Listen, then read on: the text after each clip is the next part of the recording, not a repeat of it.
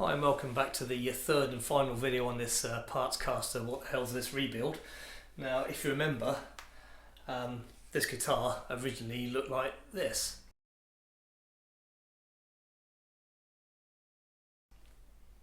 Well, as you can see, I've got all the gaffer tape off it and I was going to repaint it, and I thought I actually quite like this colour, so I'm going to leave it. Okay, on to the crux of this video, which is actually setting up the Floyd Rose and getting this guitar ready for playing. Now you'll see what I've done here is I fitted one string. I've got a Allen key through here under the back of the Floyd Rose there, and I've got one spring fitted in the back there. Now that is just to hold the unit into place, because they just fall off the mount holes. Now the reason I'm doing this is because I'd obviously fully stripped this, and so the height setting screws that are these here, they've been out, so I need to get a good idea of where the action's going to be. I don't want it too high, too low before sort of diving in and putting all the strings on. So by doing that, it allowed me to just get the height set correctly for the correct action that I want, and also I could check a bit of the intonation, as if you remember from the other video, it's quite wildly out, and it allowed me to just start setting the blocks. Now setting the intonation on Floyd Rose setups is a lot more difficult than on your standard kind of Fender style tremolo arms like these, where you've got the adjuster screws at the back here, which make it really simple to do. It's a little bit more fiddly with these because you've got to use an Allen key, and they go into the block here and slacken off, and then you can move the blocks back or forwards depending on which way you need to adjust it. Trouble with that, the strings are in the way, so it's a little bit of a fiddle back and forth to get it right, but believe me, once they're set, they are superb. It's worth the time and effort. If you've not done one before, to set the intonation, what I do is I just tuned up one string to give me a good idea. Checked it, say I tuned it to D, and got a good tuning stability on it. Then tried it on the 12th fret. It's one octave higher. Now just checking that on the meter it wasn't reading high, as in going sharp, or reading flat. Now I knew these were reading a bit high and trying to go sharp, so I knew I needed to extend the length between the 12th fret in the block, so these little blocks had to move backwards. If it had been the other way around and the string was ringing a bit flat, then I'd need to move the block towards the neck, and it's only fractional amounts of movement required to change it, and you can get them quite accurate. To be honest, as long as it's close, you don't always notice it. If it's wildly out, you do, but generally that's how you do it. Well, that's how I do it, and it works for me. Now, the reason I've got this Allen key in the back here is there's not room to fit any spacers down in here, because I want to keep the Floyd Rose flat and level, and the springs are going to be across in this position, so there's no room. So I generally block them off here, and if you see here, you'll see that's actually really nice and flat, and that's where you want it to be, and that stops the springs making the whole thing dive downwards. So that's why we're into this setup. You'll also see on the back here I've just put a little crimp ring on the grounding wire that sits on there that grounds the bridge off. So I'm quite happy where I am now, and I was rattling on a bit, but these are just a few little preliminary things it's really worth doing before you just kind of dive in there. If you're just changing your strings and you've had the guitar a while and you've been happy with the setup, you can change them one at a time. This video is really about if you've completely removed the Floyd Rose and all your strings, and these little things like this just make a lot of difference doing them right at the start. Right, now I'm going to do is just fit these other springs back in, and then I'll start tensioning these screws up here. They'll put tension onto them. The reason I'm not fully in yet is it makes it easier to fit the springs on if it's not screwed right in. And what I won't be doing is screwing this flat back against the body. I like to leave a little gap here. And the reason for that is it gives you a little bit of adjustment on the screws. So when you've finally tensioned everything up, you've got all your strings there, if it's all reading a bit flat and you don't have enough adjustment on your thumb wheels at the back here, you can use those screws to add a bit more tension to the springs to bring them up from flat to sharp or up to tune, or the other way you can slacken them off a little bit and lower it down, and it saves an awful lot of mucking around, I tell you.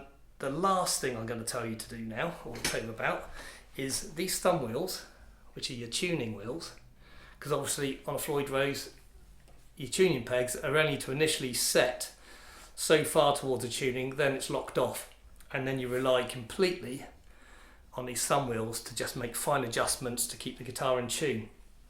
And at this stage I tend to have these 60-40, so they're 60% higher, so there's more thread here than there is underneath, and that's because with new strings they tend to stretch a little bit, although I do try and pre-stretch them, and so you tend to need to adjust these downwards more with new strings than slacken them off, so you tune them downwards to get them in tune, because I tend to go flat new strings rather than the other way, if they're running a bit sharp, which they don't tend to do really. So that's very important to get these thumb wheels correct. If you end up with them already all the way down, you're going to have problems later. There'll be nothing left to tune on. You'll have to go back to reset at the top. Okay, that's that. It's a bit of waffle, but I'm sure there's some information in there that's going to be useful. And now we'll get on to doing the rest of the setup. Okay, now we're just going to get these springs into position.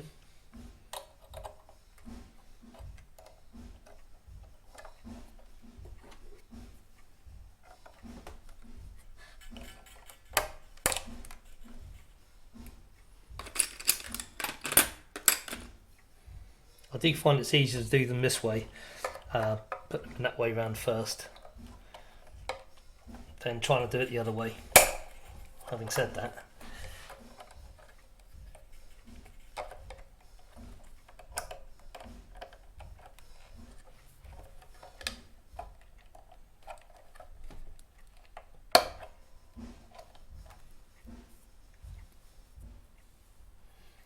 there we go, that's them in.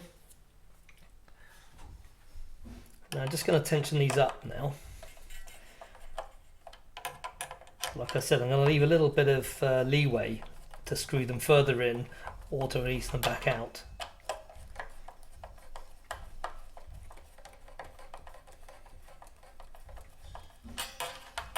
That will make a lot of difference later if there's any requirement to add a bit more tension or to release a bit of tension.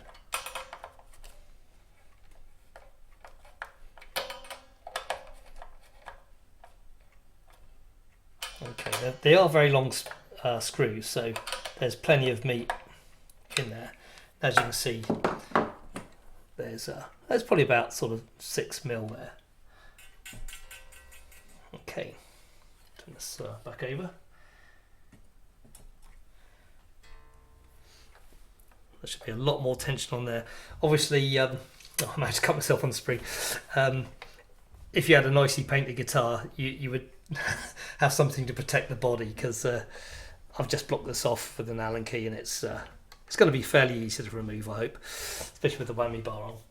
Okay, now I've got to start fitting the strings. Now there's another little tip to these. I've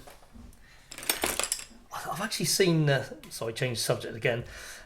I've seen some people on some forums say that these screws here, these Allen key bits here, and I think you can see where I'm going with that, just check it, yeah, is to adjust the intonation. It is not. It's to screw down onto the little blocks here to grip the strings. Now with these, generally you'd feed the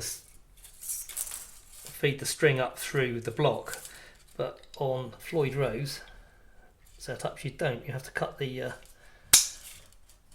end off, and then make sure it goes right down inside the block and stops. and you tension these up, and that just grips them into position. They don't need to be wildly tight, but obviously tight enough they don't string back out. Just check I did that one okay. Yeah. And then just pre-form it a little bit to there. Now just check you can see the other end. So I'm just going to move the camera slightly.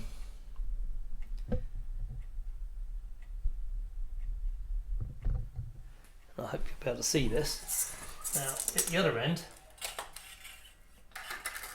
some people say how much string, how many turns you put on the turning post. And a lot of controllers say that. Some of the guitars I've redone, it won't hold tune. It's because they're barely a turn and a half on them. I went to the Gibson website because a lot of people were saying that, including myself, my Les Paul on the G string, it was sounding a bit flat. And they say, or Gibson say, they recommend a minimum of 5 turns on the post. And that really works. And the reason for that is it increases the break angle over. It gets the string over the nut better, and it really does work. My rule of thumb is, I hope you can see this, I pull the string so it's fairly tight, and then from the nut, on the thicker strings, I come back about a fret and a half, so I'm between the first fret and the second fret, and that is ample. I just do one turn over the top there, and push this bit up, and now I can start putting that in. I won't leave those that long, I do trim them.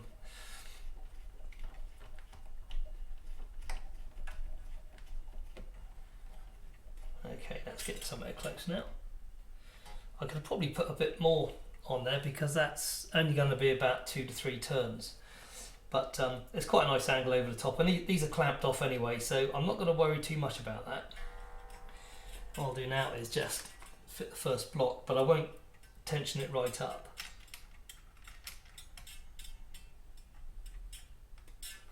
Okay, and what we'll do now is carry on and fit the rest of the strings. Well, almost finished fitting the strings now. I'll put the camera back on just so you can see fitting the last couple. And for the thinner strings, I tend to use a slightly different rule on how many turns. So I pull back from here. I'm probably shielding that from the camera. And I come back about 2 frets, and that gives a few more turns on the post there. I also then, first turn goes over the top of the string, and I push this one up. And then a great useful tool is one of these. They're not very expensive, they've got the cutters on one end. This little piece here, that helps you remove the pegs from your acoustic guitars, and then obviously you've got your winder here. And then the next few turns will go underneath the end here. And that kind of locks it into place and stops it slipping out of tune.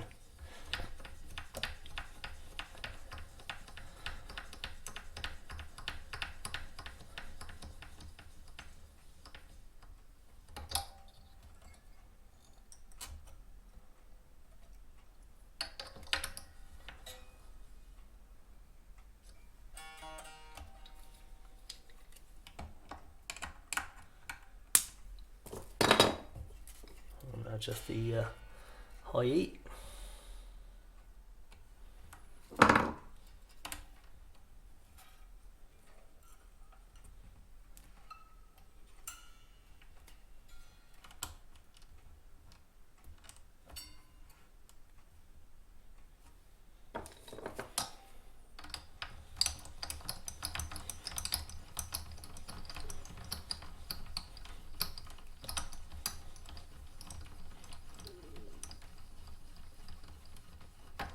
Everybody's got their own kind of methods of how they string, but I do this every time now, and for me it really works.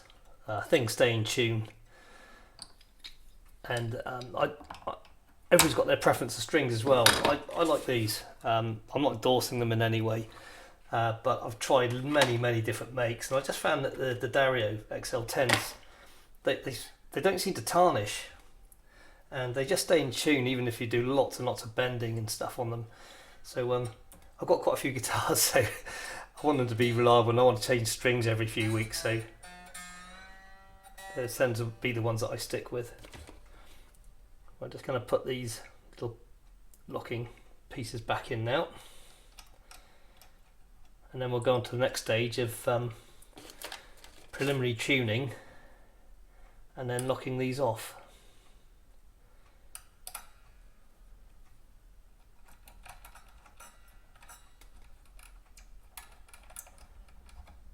Okay, right, I'll reset up and we'll move on to the next stage.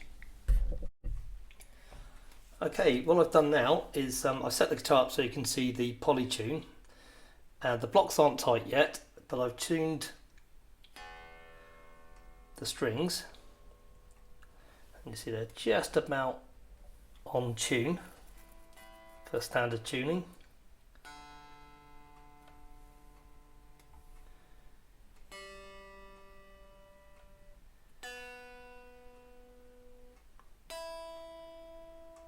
Okay, quite happy with that now. So now I'm just going to lock off the nut at the top, and they just need to be tight enough to clamp the strings. You don't want to sort of squash the strings, but they do have to be tight enough just to grip them.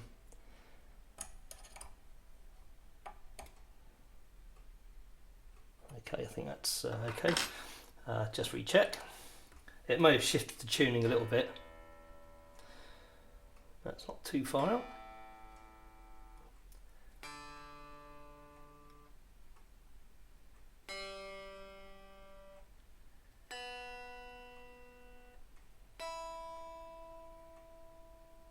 Okay, that's looking quite good. I'm just going to turn the camera so you can see the other end of the guitar.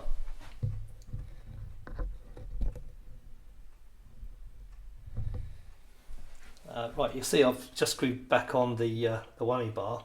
I'm just going to apply a little bit of pressure just so that I can remove the tool. And now hopefully it's not going to be wildly out of tune. Ah, that's not far out at all. That's bang on. Bang on. Bang on.